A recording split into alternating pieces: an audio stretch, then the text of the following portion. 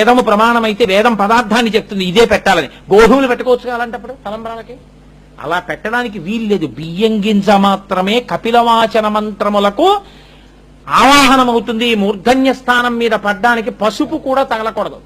కేవలము బియ్యం తప్ప ఇంకా ఏదీ వాడకూడదు. అది కూడా తడిపి ఆరబెట్టిన బియ్యమే అయి ఉండాలి. పొడి బియ్యం వాడకూడదు. అంటే మీరు తడపకుండా తీసుకొచ్చిన బియ్యంతో తలంబ్రాలు పోయకూడదు.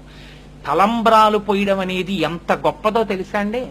తలంబ్రాలు పోసేటప్పుడు 3 మార్లు సమంత్రకంగా చేస్తారు, ఆ తర్వాత అమంత్రకంగా చేస్తారు.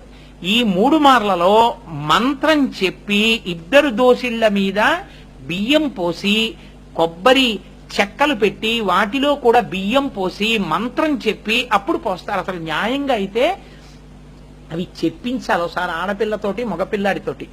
ఎందుకని అంటే ఈ పిల్ల మొట్టమొదట ఏం కోరుకుంటుందంటే నాకు నీ వలన సత్సంతానము కావాలని